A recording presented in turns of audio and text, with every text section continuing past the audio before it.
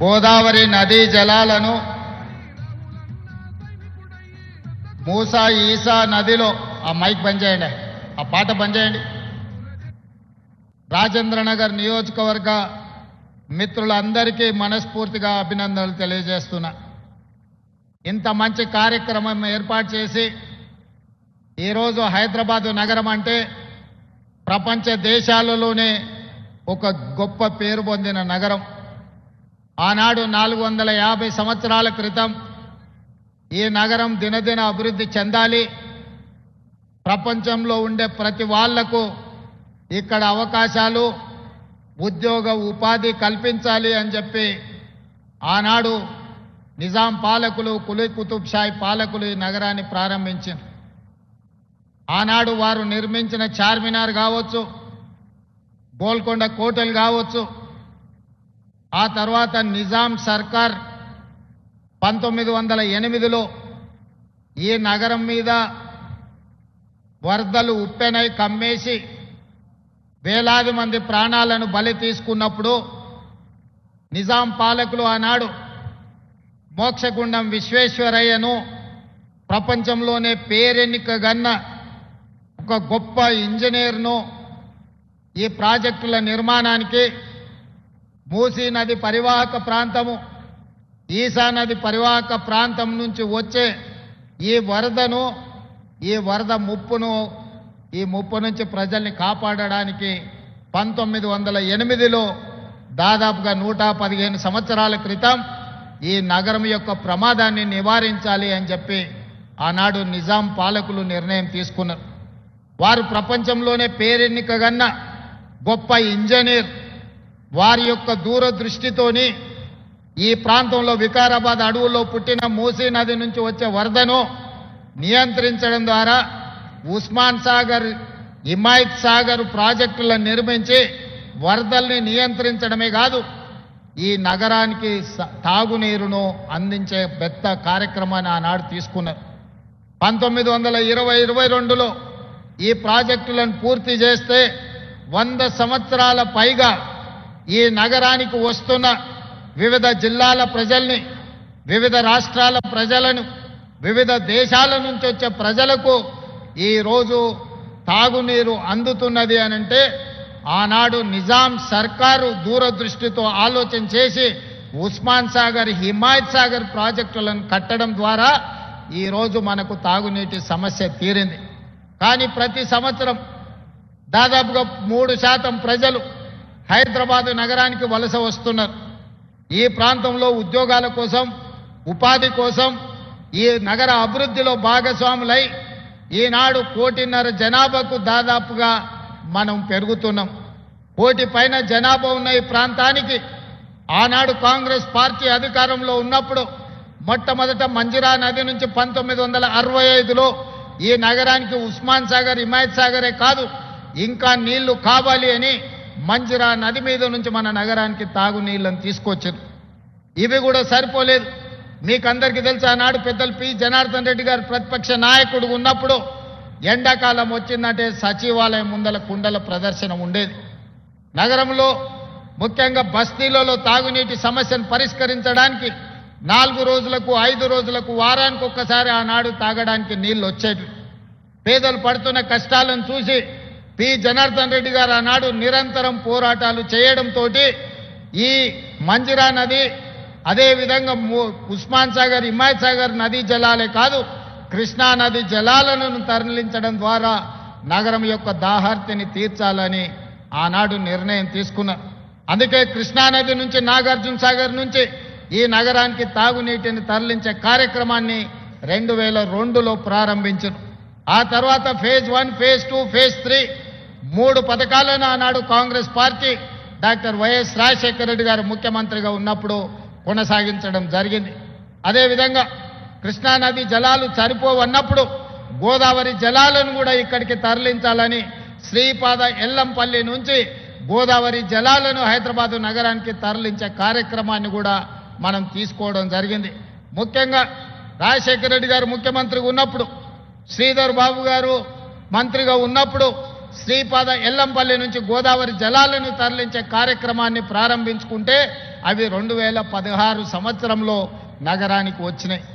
ఆనాడు ఉన్న తెలంగాణ రాష్ట్రంలో మున్సిపల్గా మంత్రిగా ఉన్నాయన ఒక ఆయన కాంగ్రెస్ పార్టీ చేసిన పనులకు షామీర్పేట దగ్గర పోయి గోదావరి జలాలు నెత్తి మీద జల్లుకొని ఫోటోలు దిగి ప్రజల్ని మభ్యపెట్టే ప్రయత్నం చేసిండు. నువ్వు నెత్తి మీద గోదావరి జలాలు చల్లుకున్నంత మాత్రాన నువ్వు చేసిన పాపాలు ఎక్కడికి పోవు అని చెప్పి ఆనాటి మంత్రికి నేను చెప్పదలుచుకున్నా. ఈనాడు చరిత్రను చూడండి. నిజాం సర్కార్ తర్వాత ఈ నగరానికి తాగునీటి సమస్యను తీర్చాలన్న ఆలోచన కాంగ్రెస్ పార్టీ అధికారంలో ఉన్నప్పుడే జరిగింది. అది 1965 కావచ్చు, 1991, 93 కావచ్చు, 2002, 2005, 2008 కావచ్చు. వివిధ సందర్భాలలో అటు మంజరా నది జలాలు, మూసీ నది జలాలు, ఈసీ నది జలాలు, గోదావరి జలాలు, కృష్ణా జలాలు, ఇలా హైదరాబాదు నగరానికి తాగునీటి జలాలను తరలించింది కాంగ్రెస్ పార్టీ అధికారంలో ఉన్నప్పుడే. ఒక్కసారి మాత్రం తెలుగుదేశం పార్టీ అధికారంలో ఉన్నప్పుడు 2002లో పనులు ప్రారంభించారు. మళ్ళీ తెలంగాణ రాష్ట్రం వచ్చిన 10 సంవత్సరాలలో ఇటు గోదావరి నుంచి కానీ అటు కృష్ణా నది నుంచి కానీ ఒక్క చుక్క నీళ్లు తరలించాలన్న ఆలోచన 10 సంవత్సరాల ఆనాటి పాలకులు చెయ్యలేదు. మళ్ళీ ఈనాడు తిరిగి కాంగ్రెస్లకు అధికారంలోకి వచ్చిన తర్వాతనే మళ్ళీ గోదావరి జలాలను తరలించాలి. ఈసారి కేవలం హైదరాబాదు నగర తాగునీటి సమస్యను తీర్చడమే కాదు, నల్గొండ జిల్లాను పట్టి పీడిస్తున్న ఫ్లోరైడ్ సమస్యను పరిష్కరించాలని ఇవాళ కాంగ్రెస్ పార్టీ కంకణం కట్టుకున్నది. ఇవాళ నల్గొండ జిల్లాలో మూసీ నది కాలుష్యం అటు ఇబ్రహీంపట్నం కావచ్చు, లేకపోతే భువనగిరి, అదేవిధంగా మునుగోడు నియోజకవర్గాలు ఆ కిందికి కృష్ణానది వరకు ఈరోజు 350 కిలోమీటర్లు వికారాబాదు మచ్కుందు దగ్గర మొదలై కృష్ణానదిలో కలిసే మూసీ నది నీళ్లు ఈరోజు కాలుష్యానికి మారుపేరుగా మారినాయి. ఈరోజు విషం అయిపోయింది.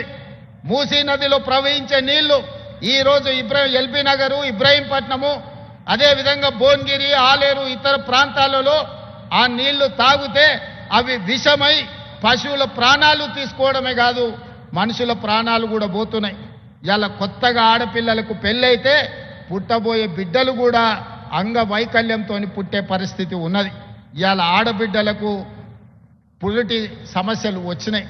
అందుకే నల్గొండ జిల్లాలో తిరిగినప్పుడు, నల్గొండ జిల్లా ప్రజలతో నేను మమేకమై కలిసి నడిచినప్పుడు ఆ ప్రాంత శాసనసభ్యులు అనిల్ కుమార్ ఇక్కడనే ఉన్నాడు, భువనగిరి ఎమ్మెల్యే. వాళ్ళందరూ అన్న మూసీ నది హైదరాబాదు నగరానికి తాగునీరుని ఇవ్వడం కాదు, ఈరోజు మా నల్గొండ జిల్లాకు విషాన్ని ఇస్తుంది, దీని ప్రక్షాళన చెయ్యాలి. మీరు ఏ విధంగా ఈ మూసీ నదిని పునరుజ్జీవింపజేయాలి అని నల్గొండ జిల్లా ప్రజలు అడిగిన. ఆనాడే మాట ఇచ్చిన, తప్పకుండా మూసీ నదిని ప్రక్షాళన చేస్తాం, మూసీ నదిని పునరుజ్జీవింపజేస్తాం. హైదరాబాదు నగరాన్ని ఒక సుందరమైన నగరంగా తీర్చిదిద్దడమే కాదు, ఎక్కడ నీళ్లుంటాయో అక్కడ నాగరికత ఉంటుంది, ఎక్కడ నీటి ప్రవాహం ఉంటుందో అక్కడ అభివృద్ధి ఉంటుంది, ఎక్కడ నీటి లభ్యత ఉంటుందో అక్కడ నగరాలు మహానగరాలుగా మారుతాయి. అందుకే ఇవాళ ఎవరు అడ్డం పడ్డా, ఎవరు ఎన్ని అడ్డంకులు సృష్టించినా వాటన్నిటిని ఒకటొకటిగా అధిగమించుకుంటూ సమస్యలు సృష్టించినప్పుడు సమన్వయంతో ముందుకు వెళ్తున్నాం. అందుకే ఇవాళ పోయిన సంవత్సరమే గోదావరి నది జలాల ప్రాజెక్టు తీసుకోవాలనుకున్నప్పుడు కొంతమంది కుట్రలు కుతంత్రాలు చేసింది. వాటి అన్నిటిని అధిగమించి ఇవాళ 7,360 కోట్ల రూపాయలతోని 20 టీఎంసీల నీళ్లను ఇవాళ గోదావరి జలాలను ఇవాళ ఉస్మాన్ సాగర్, హిమాయత్ సాగర్కి నీళ్లు తీసుకొస్తున్నాం. దాదాపుగా ఇందులో 15-16 టీఎంసీల హైదరాబాదు నగరానికి తాగునీరు అందించే కార్యక్రమం తీసుకుంటాం. మధ్యలో వచ్చిన చెరువులు నింపుకుంటూ వస్తాం. దాదాపుగా 4-5 టీఎంసీలు మూసి ప్రక్షాళనకు వాడి ఈ మూసిని పట్టి పీడిస్తున్న కాలుష్యాన్ని తొలగించి హైదరాబాదు నగరంలో ఉన్న డ్రైనేజ్ వ్యవస్థను మొత్తం మూసిలో కలపకుండా, హైదరాబాదు ఫ్యాక్టరీల యొక్క కాలుష్యాన్ని మూసిలో కలపకుండా ఇవాళ నియంత్రించడం ద్వారా, ఎస్టీపీలు ప్రారంభించడం ద్వారా కాలుష్యాన్ని కూడా నియంత్రించదలుచుకున్నాం. అందుకే ఇవాళ ఈ గొప్ప కార్యక్రమాన్ని తీసుకున్నాం.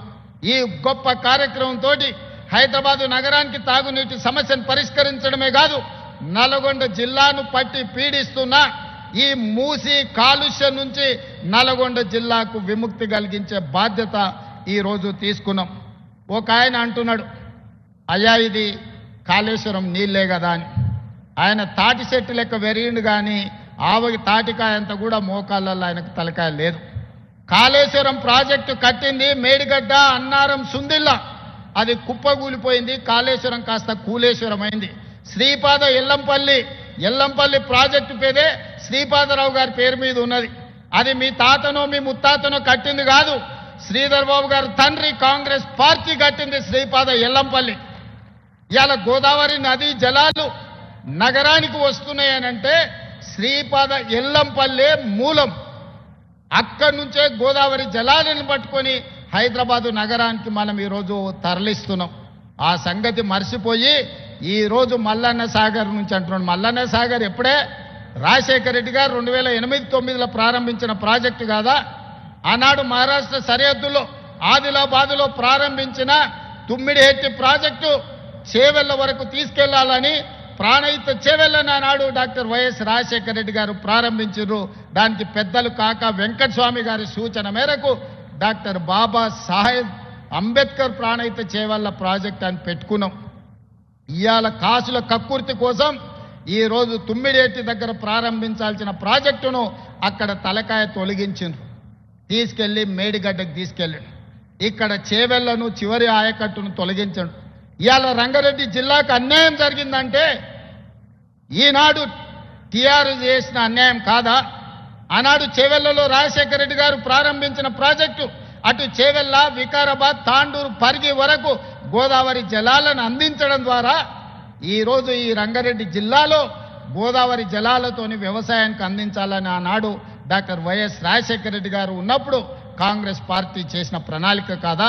ఇవాళ కూడా చూడండి, చేవెళ్ల చౌరస్తలో అక్కడ పెద్ద శిలాఫలకం డాక్టర్ రాజశేఖర రెడ్డి గారు వేసిన శిలాఫలకం లేదా? ఆనాడు కాంగ్రెస్ పార్టీలో మంత్రులుగా ఉన్నవాళ్ళు ఇవాళ బీఆర్ఎస్ పార్టీలు ఉన్నారు. వాళ్ళని గుండె మీద చేసుకొని చెప్పమని నేను అడుగుతున్నా. ఎవరు ప్రాణహిత చేవెళ్లకు నీళ్లు తేవాలని ప్రయత్నం చేసిండ్రు? ఎవరు ముఖ్యమంత్రిగా ఉండే రంగారెడ్డి జిల్లాకు, చేవెళ్లకు, వికారాబాద్కు, తాండూరుకు, పరిగికి అన్యాయం చేసింది ఎవరు? వాళ్ళ పక్కన చేరి వాళ్ళతోని అంటగాక్కుంటా ఇంకా రంగారెడ్డి జిల్లాకు అన్యాయం చేయాలని కొంతమంది చూస్తున్నారు. అందుకే ఇవాళ ఈ ప్రాజెక్ట్ ఇదే కాదు, మహారాష్ట్ర ముఖ్యమంత్రితో మాట్లాడుతున్నాం. తొందరలోనే మహారాష్ట్రకు వెళ్తా, అక్కడ ముఖ్యమంత్రిని కలుస్తా. తుమ్మిడిహెట్టి దగ్గర 152 మీటర్లకు మనం అడిగినాం. 148 మీటర్ల ఎత్తున కట్టడానికి వాళ్ళు ఒప్పుకున్నారు. ఏదో వయా మీడియాగా 149, 150 మీటర్ల ఎత్తున తుమ్మిడిహెట్టి దగ్గర ప్రాజెక్టు, గోదావరి ప్రాణహిత చేవెళ్ల ప్రాజెక్టును కట్టి ఆదిలాబాదు జిల్లాకు 1.5-2 లక్షల ఎకరాలకు నీళ్లు ఇస్తాం.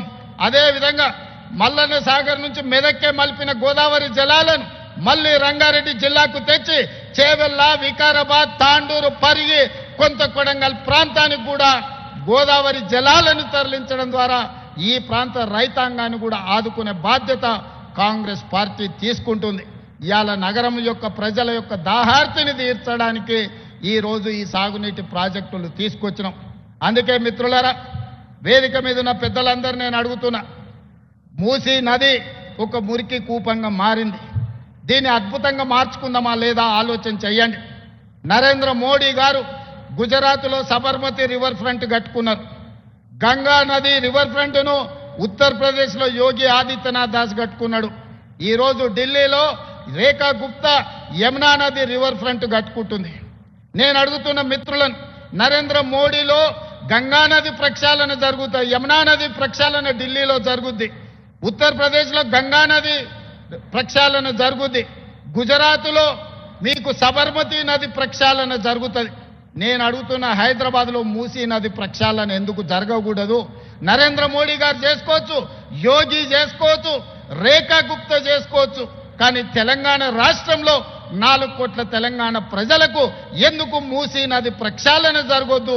ఎందుకు అడ్డం పడుతున్నారు ఈ దుర్మార్గులు? ఒక్కసారి ఆలోచన చేయండి. ఎందుకంటే కాంగ్రెస్ ఈ పని చేస్తే కాంగ్రెస్కు మంచి పేరు వస్తుందని ఒకే ఒక ఆలోచన. మా మీద రాజకీయంగా కోపం ఉంటే మాతో కొట్లాడండి. ఇవాళ ప్రజలు తీర్పిచ్చిండ్రు, కాంగ్రెస్ పార్టీని అధికారంలోకి తీసుకొచ్చారు. అభివృద్ధిలో భాగంగా పార్టీలకు అతీతంగా అటు ప్రకాష్ గౌడ్ అయినా, మహేందర్ రెడ్డి గారైనా, మిగతా వాళ్ళందరూ కలిసి వచ్చి ఈరోజు అభివృద్ధిలో భాగస్వాములైన ఇవాళ రాజేంద్ర నగర్ అభివృద్ధి చెందితే ప్రకాష్ గౌడ్ గారికి మంచి పేరు వస్తుంది. ప్రజలు ఆయన కోటేసిరు. 10 ఏళ్ళు కేసీఆర్ అధికారంలో ఉన్నాడు. ఎందుకో ఈ మూసీ నది ప్రక్షాళన చెయ్యాలనే ప్రయత్నం ఎందుకు చేయలేదు? ఈరోజు ఉస్మాన్ సాగర్, హిమాయత్ సాగర్ను బాగు చెయ్యాలి, మూసీ నది మీద మనం ఎలివేటెడ్ కారిడార్లు కట్టాలి అని ఎందుకు ఆలోచన చేయలే? అందుకే ఈరోజు బుద్వేల్ ప్రాంతాన్ని ఒక అద్భుతమైన హబ్గా మనం ఈరోజు అభివృద్ధి చేయాలనుకున్నాం. గేట్వే ఆఫ్ ఢిల్లీ, ఈరోజు గేట్వే ఆఫ్ ముంబై ఉన్నది, హైదరాబాద్ కూడా గేట్వే ఆఫ్ హైదరాబాద్ కింద ఈరోజు ప్రణాళికలు మనం సిద్ధం చేసుకున్నాం. 3 నెలల్లో ఈ నగరాన్ని ప్రపంచ స్థాయిలో పోటీపడే నగరంగా మనం తీర్చిదిద్దుకుంటాం. అందుకే ఈరోజు ఈ అభివృద్ధిలో కలిసి రాండి. హైదరాబాదు నగర నిర్మాణంలో మీరు భాగస్వాములు కాండి. ఈ రోజున్న ఔటర్ రింగ్ రోడ్డు ఆనాడు రాజశేఖర రెడ్డి గారు ఉన్నప్పుడు కట్టకపోయింటే ఈ నగరం ఇంత అభివృద్ధి చెందుతుండేనా? ఆనాడు ఐటీ కంపెనీలు తేకపోయింటే, ఫార్మా కంపెనీలు తేకపోయింటే ఇన్ని లక్షల మందికి ఉద్యోగ ఉపాధి అవకాశాలు వస్తుండేనా? ఇవాళ ప్రపంచ చిత్రపటంలో హైదరాబాదు నగరానికి గుర్తింపు వస్తుండేనా? ఇవన్నీ ఆనాటి ముఖ్యమంత్రులు ప్రణాళికలు చేసిండ్రు కాబట్టే ఈరోజు మన నగరానికి ఒక గొప్ప పేరు వచ్చింది. అందుకే ఇవాళ తెలంగాణ రైజింగ్ 2047 ఒక విజన్ డాక్యుమెంట్ తీసుకొస్తున్నాం.